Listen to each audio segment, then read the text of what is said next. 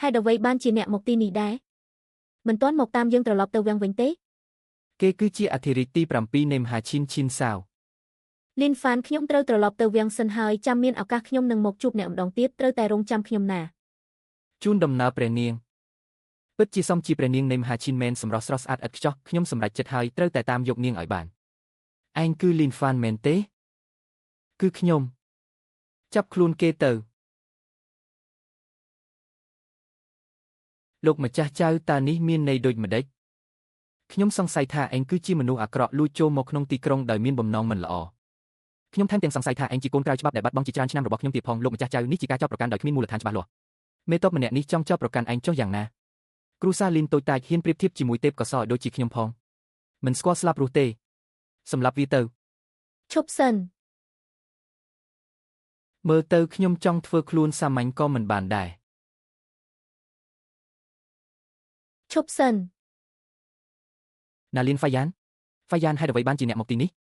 ខ្ញុំមកចូលរួមមហាសន្និបាតអ្នកប៉ិនប្រសពហើយក៏មកសួរសុខទុក្ខអ្នកផងដែរ ណាលីនស៊ីមីតើអ្នកចង់ប្រឆាំងនឹងរាជវាំងមែនទេ Lin Fan គឺជាអ្នកតំណាងឲ្យនិកាយយិនធានរបស់យើងដើម្បីចូលរួមមហាសន្និបាតអ្នកប៉ិនប្រសពសង្ឃឹមថាលោកម្ចាស់ចៅនឹងយោគយល់ អាល្អិតលើកនេះឯងសំណាងល្អហើយចាំដល់មហាសន្និបាតអ្នកប៉ិនប្រសពខ្ញុំនឹងឲ្យឯងដឹងដៃមិនខានពួកយើងទៅគឺឯងទេដែលសំណាងល្អនោះណាលៀនហ្វាយ៉ានមិនព្រមវឹកហាត់ឲ្យបានល្អទេតាមមកទីក្រុងអធិរាជធ្វើអ្វីនាងប្រហែលជាមិនមានចិត្តគំនិតអាក្រក់ចំពោះខ្ញុំទេដឹង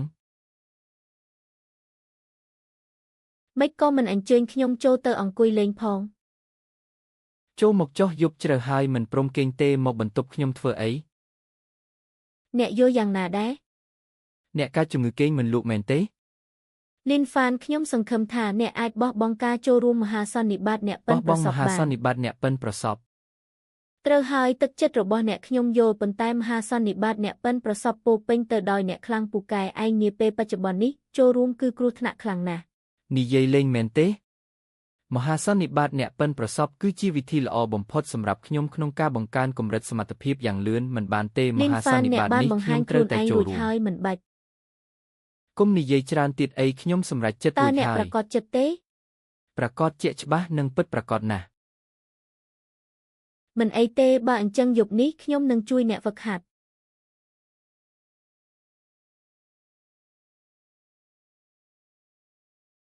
Lin Fan ខ្ញុំមកជួយអ្នកហ្វឹកហាត់ហើយ